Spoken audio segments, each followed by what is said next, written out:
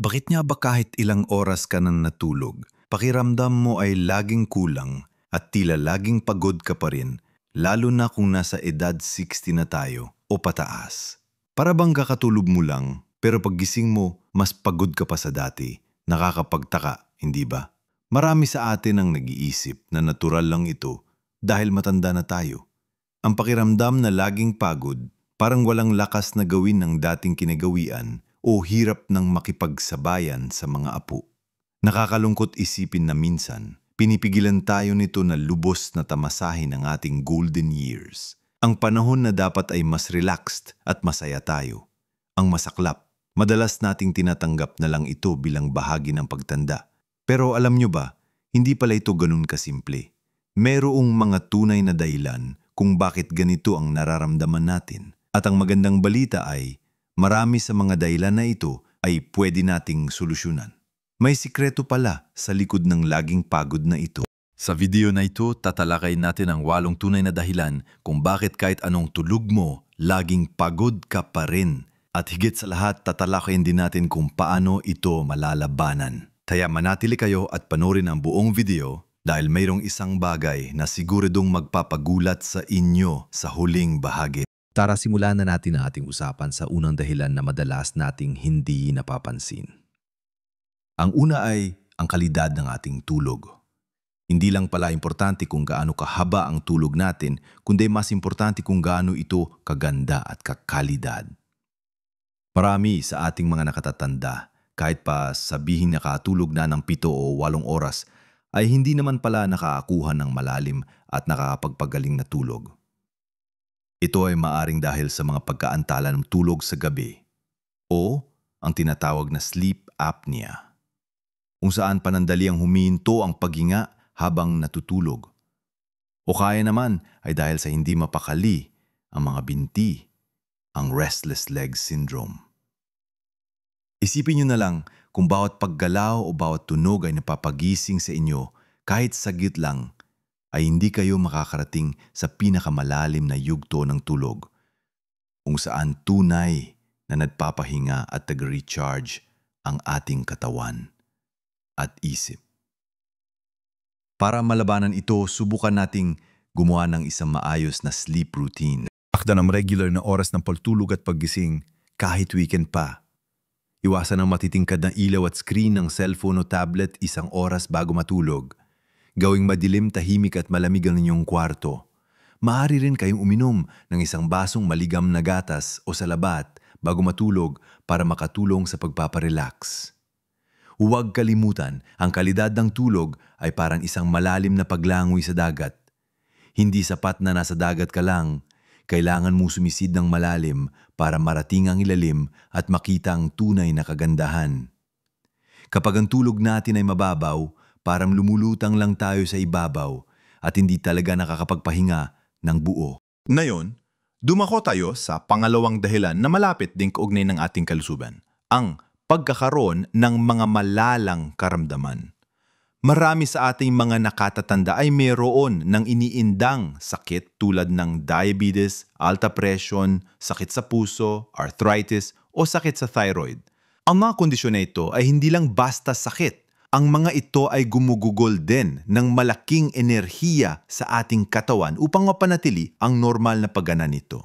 Halimbawa, sa diabetes, kapag mataas o masyadong mababa ang asukal sa dugo, ramdam na ramdam ang pagod.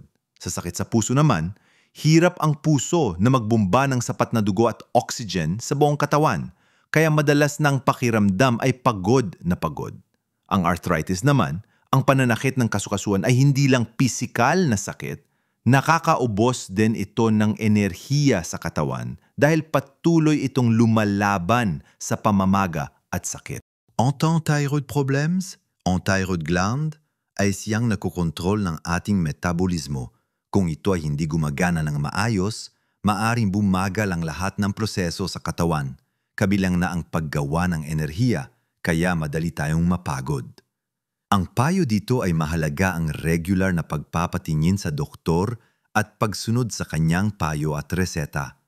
Huwag ipagwalang bahala ang mga sintomas at huwag matakot magtanong sa inyong doktor tungkol sa inyong pagkapagod. Hindi ito pagtanda lang. Maaring senyales ito na kailangan nating ayusin ang ating paggamot sa ating mga karamdaman. Ang pag-aalaga sa ating kalusugan ay parang pag-aalaga sa isang harden. Kailangan ng regular na pagdidilig at pag-aalis ng damo upang mamulaklak ng maganda ang mga halaman. Kung may sakit, parang may peste sa harden, kailangan itong gamutin para hindi kumalat at maapektuhan ang iba pang bahagi. At ito ang pangatlong dahilan na madalas ding magkaugnay sa pangalawa, ang mga epekto ng gamot. Kapag tayo ay tumatanda, karaniwan ng mas marami tayong iniinom na gamot para sa iba't ibang karamdaman. Mayroong gamot para sa puso, para sa diabetes, para sa alta presyon, para sa kolesterol, at marami pang iba. Ang tawag dito minsan ay polypharmacy o ang pag-inom ng maraming uri ng gamot. Alam nyo ba, marami sa mga gamot na ito ay may side effect na pagkapagod o pagkaantok. Halimbawa, ang ilang gamot para sa alta presyon, antihistamines para sa allergy, o kahit ilang antidepressant ay maaring maging sanhi ng labis na pagkapagod. Kung minsan, ang interaksyon ng iba at ibang gamot na magkasabay nating iniinom ay maaari ring magdulot ng pagkapagod. Kaya't napakalaga na maging bukas tayo sa ating doktor tungkol sa lahat ng gamot na ating iniinom, maging ito man ay inireseta o over-the-counter na gamot, at pati na rin ang anumang supplements o herbal remedies. Talungin ng doktor kung ang inyong nararamdamang pagkapagod ay posibleng epekto ng inyong mga gamot. Maaring mayroong ibang gamot na mas angkop sa inyo na hindi nagdudulot ng labis na pagkapagod, o baka kailangan lang ayusin ang dosis. Ang inyong doktor ang pinakamainam na makakatulong sa inyo na suriin ito. Ang gamot ay parang isang susi. Tama ang paggamit nito para mabuksan ang pintuan ng kaginhawaan. Ngunit kung maling susi o sobrang daming susi ang pinagsama-sama, maaari itong magdulot ng kalituhan o problema. Ngayon naman, pag-usapan natin ang ika-4 na dahilan na may kinalaman sa ating kinakain, ang kakulangan sa nutrisyon. Hindi lang tukol sa pagiging busog ang pagkain. Tukol din ito sa pagbibigay ng sapat at tamang sustansiya sa ating katawan para makagawa ito ng enerhiya at gumana ng maayos. Marami sa ating mga nakatatanda ang maaaring kulang sa mahahalagang bitamina at mineral tulad ng iron, vitamin B12 at vitamin D. Halimbawa, ang kakulangan sa iron na nagiging sanhi ng anemia ay isa sa pinakakaraniwang dahilan ng pagkapagod. Kailangan ng iron para makagawa ng red blood cells na siyang nagdadala ng oxygen sa buong katawan. Kung kulang sa oxygen, syempre, mahina at pagod ang pakiramdam. Ang vitamin B12 naman ay mahalaga para sa nerve function at paggawa ng enerhiya. Ang kakulangan dito ay kadalasang nagdudulot ng labis na pagkapagod at panghihina. At ang vitamin D na nakukuha natin mula sa sikat ng araw at ilang pagkain ay hindi lang para sa buto, mahalaga rin ito sa ating immunity at enerhiya. Maraming Pilipino ang kulang sa vitamin D kahit pa araw-araw tayong nakakakita ng sikat ng araw, marahil dahil madalas tayong nasa loob ng bahay o natatakpan ng ating balat. Kaya't mahalaga na bigyan natin ng pansin ang ating dieta, siguraduhin ang ating kinakain ay puno ng sustansya tulad ng mga sariwang gulay at prutas, isda, lean meats, itlog at buong butil. Maaari ring kumonsulta sa doktor o dietitian para malaman kung anong vitamina o mineral ang kulang sa inyong katawan at kung kailangan ninyo ng supplements. Ang pagkain ay parang gasolina sa sasakyan, hindi lang basta pinupuno, kundi dapat tama at malinis ang gasolina para umandar ng maayos ang makina. Kapag kulang sa sustansya, parang maling gasolina ang nailagay, kaya madaling hihina ang makina ng ating katawan. Ang ikalimang dahilan na maaaring tila kabaliktaran sa inisip ng marami ay ang kakulangan sa pisikal na aktibidad. Marami sa atin ang nag-isip na kapag pagod, dapat magpahinga lang at huwag nang gumalaw. Ngunit ang totoo, ang pagiging masyadong lagi nakaupo o walang gaanong ginagawa ay lalo pang nagpapababa ng ating enerhiya. Ang katawan ng tao ay ginawa para gumalaw. Kapag regular tayong nag-ehersisyo, kahit light lang, lumalakas ang ating puso at baga, Gumaganda ang sirkulasyon ng dugo at naglalabas ang ating katawan ng mga chemical na nagpapabuti ng mood at nagbibigay ng enerhiya. Bukod pa rito, ang regular na paggalaw ay nakakatulong din para mas makatulog tayo ng masarap sa gabi, na syempre ay malaki ang epekto sa ating level ng enerhiya sa araw.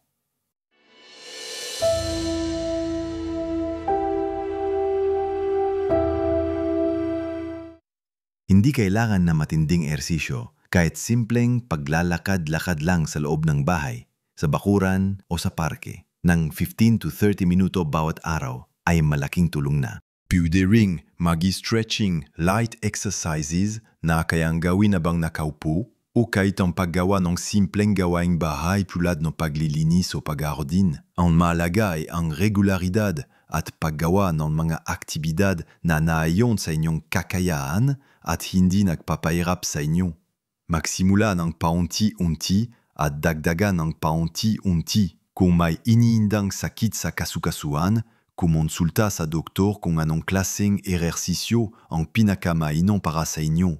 Tandaan, ang katawan ay parang makina.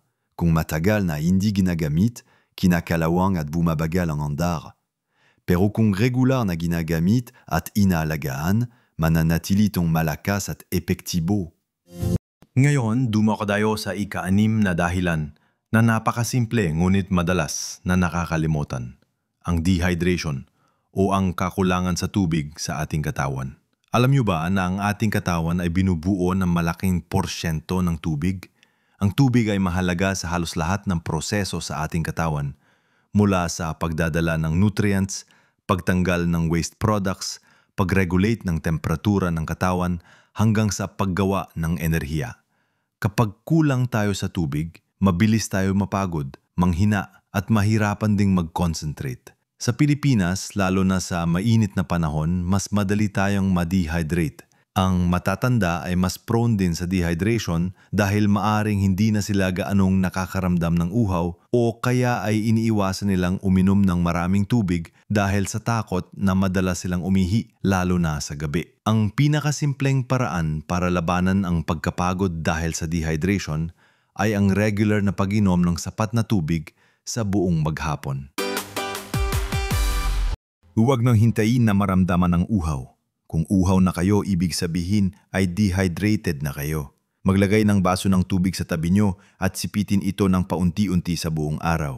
Ang ibang inumin tulad ng buko juice o sabaw ng gulay ay makakatulong din. Ngunit ang pinakamainam pa rin ay ang simpleng tubig. Iwasan ang mga inuming may kafeina o sobrang tamis dahil maaari pa itong makapagpa-dehydrate. Tandaan, ang tubig ay parang langis sa makina.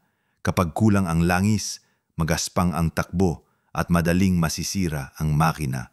Kapag sapat ang tubig, maayos ang takbo ng ating katawan at mas masigla tayo. Ngayon, ating talakayeng ang ika-7 dahilan na hindi lang physical kundi may malalim ding kinalaman sa ating emosyon at isip ang stress, anxiety at depression. Ang pagtanda ay may kaakibat na maraming pagbabago sa buhay tulad ng pagreretiro, pagkawala ng mahal sa buhay, paglipat ng tirahan o ang pakiramdam ng pagiging nag-iisa lalo na kung malalayo ang mga anak at apo. Ang mga pagbabagong ito ay maaring magdulot ng matinding stress, kalungkutan o pagkabalisa. At alam nyo ba? Ang mga emosyonal na pasanin na ito ay nakakaubos din ng malaking enerhiya ng katawan. Kapag tayo ay stress, ang ating katawan ay naglalabas ng mga hormones na nakakapapataas ng ating puso at tensyon. At sa kalaunan ay naubos ang ating reserba ng enerhiya. Ang depression at anxiety naman ay maaring maging dahilan ng pagkawala ng interes sa mga bagay na dati ay kinagigiliwan, hirap sa pagtulog o sobrang pagtulog na hindi nakakapagpagaling. At syempre, ang pakiramdam ng labis na pagkapagod. Damanaas. Kung nararamdaman ninyo na matindi na ang pagkalungkot, pagkabalisa o parang wala na kayong gana, huwag mag-atubiling humingi ng tulong. Hindi ito kahinaan. Ito ay senyales na kailangan ninyo ng suporta. Maaring makatulong ang pakikipag-usap sa isang pinagkakatiwalaang kaibigan o kapamilya. O kaya naman ay sumali sa mga grupo ng mga nakatatanda sa inyong komunidad. Ang paggawa ng mga bagay na nagpapasaya sa inyo tulad ng pagbabasa, paghahardin, pakikinig sa musika o pagluluto ay malaking tulong din. Ang pagiging aktibo sa komunidad tulad ng pagsali sa mga activities ng simbahan o Senior Citizens Association ay makakatulong para hindi kayo malungkot at makaramdam ng pagiging bahagi ng isang grupo. Tandaan, ang ating isip at damdamin ay napakalakas. Kung sila ay pagod at malungkot, ay madadamay ang ating buong katawan. At dumako na tayo sa ikawalong dahilan na isang natural na proseso ng pagtanda, ang hormonal changes. Habang tayo ay tumatanda, ang ating katawan ay nagbabago at kasama rito ang pagbabago sa produksyon ng ilang hormones. Halimbawa, sa mga kababaihan, ang pagbaba ng estrogen levels pagdating ng menopause ay maaaring magdulot ng pagkapagod, hirap sa pagtulog at hot flashes na nakakaistorbo sa tulog. Sa mga kalalakihan naman, ang pagbaba ng testosterone levels, bagamat hindi kasing dramatiko ng menopause, ay maaari ring magdulot ng pagkapagod, panghihina ng kalamnan at pagbaba ng libido. Bukod pa sa estrogen at testosterone, ang iba pang hormones tulad ng thyroid hormones na natalakay na natin kanina at cortisol, ang stress hormone, ay nagbabago rin sa pagtanda at maaring mag-ambag sa pagkapagod. Hindi ito nanggangahulugan na walang magagawa. Misalaga na kumonsulta sa doktor para masuli ang inyong hormone levels, lalo na kung meron kayong nararamdamang labis na pagkapagod na hindi may paliwanag ng ibang dahilan. Maring merong mga treatment o adjustment sa lifestyle na makakatulong para maibalik ang balanse ng inyong hormones at maibsan ang pagkapagod. Ang hormone replacement therapy ay isang opsyon para sa ilan, ngunit ito ay dapat na talakayin ng maigi sa inyong doktor upang malaman kung ito ay angkop at ligtas para sa inyo. Tandaan, ang ating hormones ay parang mga mensahero sa ating katawan.